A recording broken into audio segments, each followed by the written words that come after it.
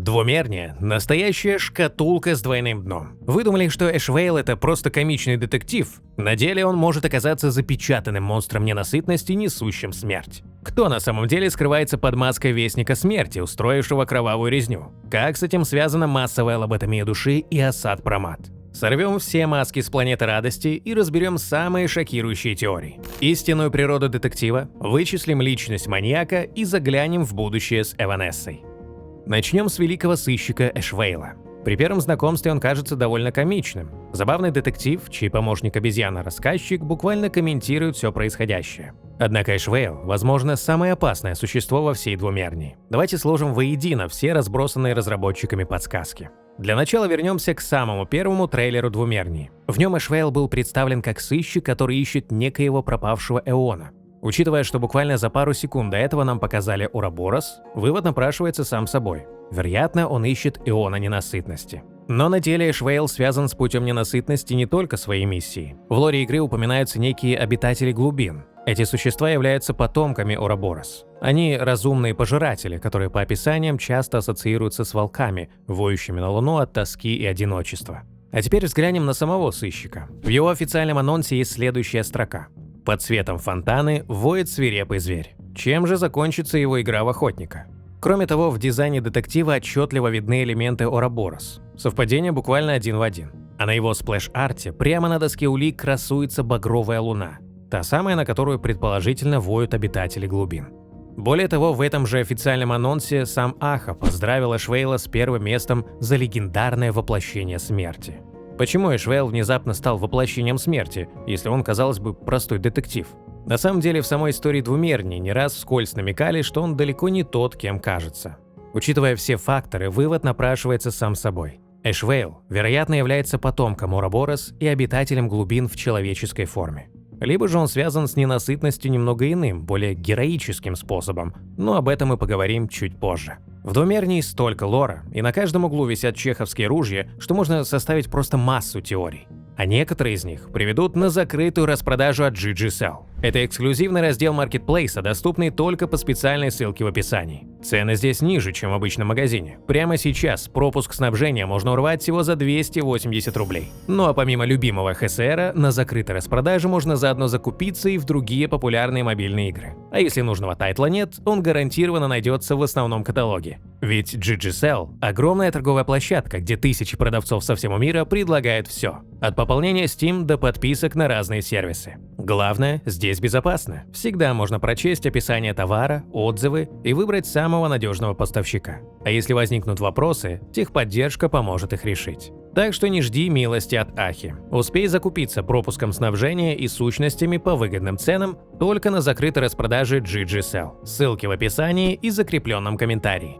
Возникает логичный вопрос. Если Эшвейл действительно космический хищник, то что он делает на планете радости и почему не проявляет свою истинную разрушительную жажду? Чтобы понять суть, нам нужно обратиться к одной неприметной детали из самого патча. Исследуя Двумернию, можно наткнуться на двух интересных фантазмов – граффити и доску-лягушку. Если попросить граффити рассказать что-нибудь, иначе говоря, раскрыть скрытые намеки, он отправляет поболтать с Долли, учительницей-химику, и той самой доской-лягушкой. Причем граффити отмечает, что не может рассказывать о методах преступлений, чтобы избежать спойлеров. Сама же доска-лягушка, вероятно, буквально заспойлерила нам весь сюжет Эшвейла. Суть в том, что она тоже была сыщиком, однако за ней по пятам шла смерть. Проще говоря, это прямой намек на то, что сыщик есть непосредственный убийца. Лягушка признается, что предпочла остаться в заточении и наложила на себя печать, чтобы уберечь других. Но способность собирать улики при этом сохранилась. И эти слова идеально ложатся в нашу теорию. Либо Эшвейла запечатали, либо он сам наложил на себя печать, дабы сдержать монстра внутри. А учитывая, что он ни словом не обмолвился о себе как о чудовище, очевидно, потеря воспоминаний. От могущественного существа остался лишь острый ум. Так на свет и появилась амплуа лучшего детектива. В финале сюжета 4.0 Эшвейл принял маску радости. Маски в Двумернии имеют свойство вытаскивать наружу истинную суть владельца и многократно усиливать его способности. Логично предположить, что, надев ее, Эшвейл рискует разрушить ту самую печать, и уже в сюжете новой версии мы увидим его истинное естество.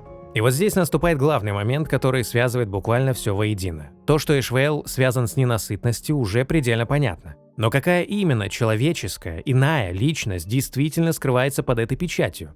память, о чем он утратил. Вспомним сюжет патча 3.7. Ботхилл планировал освободить некоего Хромого Волка, своего босса, воспользовавшись переполохом, который устроил Сталесклеп. Учитывая, что сам ковбой является галактическим рейнджером, этот босс никто иной, как лидер их фракции по имени Ла-Манча, тот самый Хромой Волк. Эшвейл – очевидный волк. В трейлере «Двумернии» он отбрасывал волчью тень, и это же животное красуется на его сплэш-арте.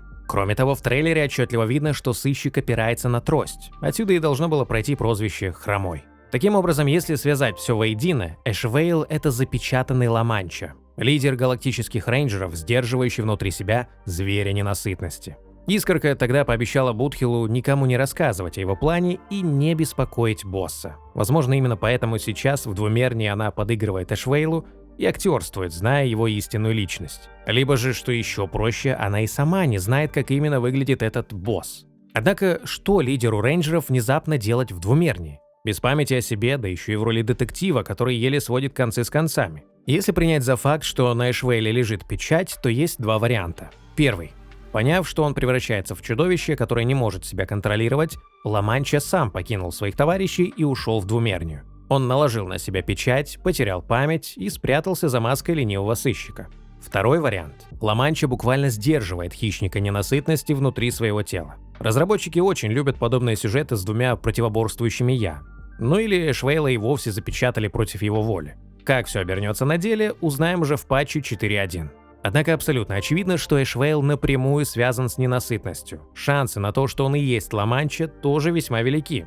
К слову, есть один интересный момент. Мотивация Эшвейла присоединиться к играм – это месть и абсолютная справедливость. А это как раз два главных столпа, на которых держится вся философия галактических рейнджеров.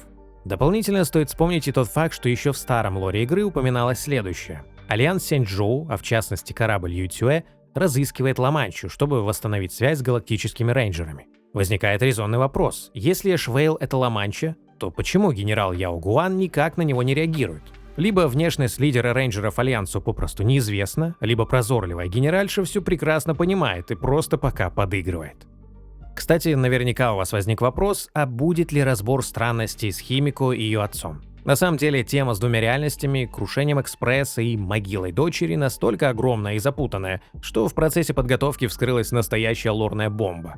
Масштаб проработки просто сносит крышу. Если догадки подтвердятся, это идеально связывает все нестыковки и объясняет тему с Химико, а также крушением Экспресса в «Двумерней». Но там слишком много деталей, требующих железного факт-чекинга, чтобы не вводить вас в заблуждение, поэтому было принято решение вынести эту тему в отдельное большое видео. И да, там будет не только тайна Химико, но и целый ряд других важных микротеорий, которые не влезли в этот ролик.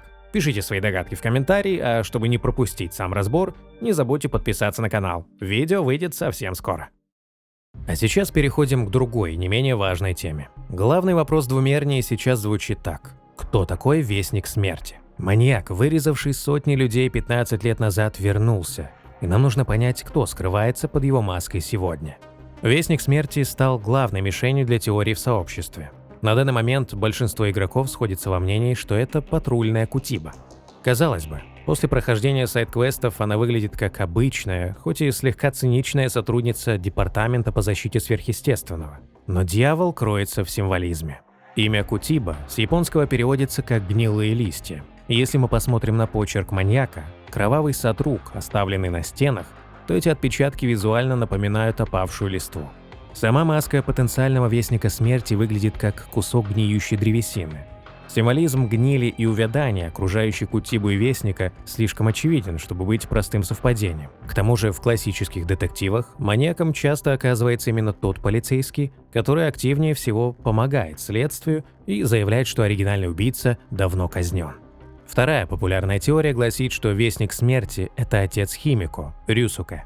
Игроки вспоминают лор Ханка Импакта. Вельт был вынужден сразить отца Мураты Химико, потому что тот, если очень кратко описывать, мягко говоря, сошел с ума. Зная любовь разработчиков к повтору событий между играми, многие предполагают, что история повторится. Рюсуке, сломленный смертью дочери, мог потерять рассудок и стать тем самым маньяком.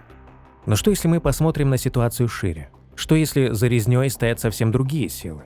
Давайте вспомним лорда-опустошителя Асата Прамада. Где он? Мы знаем, что он не бегает за жертвами с ножом. Он шахматист. Существо, которое дирижирует хаосом из-за кулис и разрушает миры с помощью затяжных, извращенных шуток. Он манипулирует слабыми умами, чтобы они делали грязную работу за него. И в действительности у нас есть идеальный кандидат на роль его марионетки – Желана. Она – медиамагнат, директор местного телевидения и основательница культа под названием «Ассоциация счастливых улыбок». Но самое важное – она та самая девочка, которая выжила в кровавой бойне Вестника Смерти 15 лет назад. В игре можно найти ее скрытую медицинскую карту. У нее появилась аномалия, названная грамматикой счастья. Желана обладает способностью телепатически внушать людям интенсивные галлюцинации об исполнении их сокровенных желаний. При этом жертвы полностью теряют рациональное мышление и погружаются в эйфорию. Вся индустрия счастья в Двумернии, включая продвижение лоботомии, построена в том числе и на ее способностях. Сектанты Желаны прямо заявляют, что она слышит откровения Ахи. А теперь вспомним сцену перед резнёй банды «Общее желание». Вокруг их штаба крутились члены Ассоциации счастливых улыбок, которые открыто желали уничтожить эту группировку. И когда бандитов убили, они погибли одновременно. Обычный человек с ножом так не может, но если Желана, используя свой массовый гипноз, внушила им коллективную галлюцинацию или заставила покончить с собой, оставив почерк Вестника Смерти, все сходится. Или просто использовала накопленную силу желания, дабы убить их. Травмированная девушка в погоне за ложным счастьем вполне могла сойти с ума и стать новым Вестником, подражая тому самому кошмару из своего детства. Мотивация же – нагнать страх на Двумернюю. Ведь чем больше люди боятся, тем активнее они будут вступать в ее ассоциацию и делать операции счастья, стирая себе эмоции. И все это под заботливым шепотом Асата Прамада, притворяющегося Ахой, который направляет этих самых культистов. И, наконец, следующая теория. Она переносит нас от локальных детективных разборок на уровень масштабного космического эпоса. В центре этой теории самая загадочная фигура Двумернии – девушка по имени Эванесса. Самых разных теорий о ней сейчас так много, что она заслуживает отдельного видео, но сейчас нас больше интересует ее влияние на сюжет. Когда первопроходец оказывается в ловушке Искры, Эванесса не просто спасает его, она буквально рисует ему маску радости, делясь своей собственной силой. Вспомните правила игры Фонтаны. 8 оригинальных масок когда-то принадлежали труппе скорбящих актеров. Тот факт, что Эванесса способна создавать такие артефакты из ничего, намекает на ее колоссальную власть в этом мире. Однако маска, которую она дала первопроходцу, это обманка. Она нарисовала маску енота только потому, что опиралась на популярный в Двумернии комикс «Пушистый скиталец». Это была шутка, спасательный круг на какой-то промежуток. В официальном профиле игры о маске енота прямо так и отзываются – временная. Настоящие маски радости должны отражать истинную суть участника, как, например, маска ворона в воскресенье. Первопроходец же еще не получил свою настоящую маску скорбящего актера. И здесь мы обращаемся к трейлеру Двумернии. В нем есть сцена, где первопроходец получает настоящую театральную маску. Очевидно, что в будущих патчах герой пройдет через трансформацию и официально станет персонажем Пути Радости. А вместе с этим маска, вероятно, станет истинным зеркалом его души, в отличие от временной мордочки енота, нарисованной Эванессой. Но самый интригующий вопрос – что произойдет, когда первопроходец победит в играх? А в том, что он победит, сомневаться не приходится. Этот исход был элегантно затизерен еще в сюжете коллаборации с Фейтом. Став чемпионом, он получит аудиенцию у Ахи и целую минуту божественного могущества.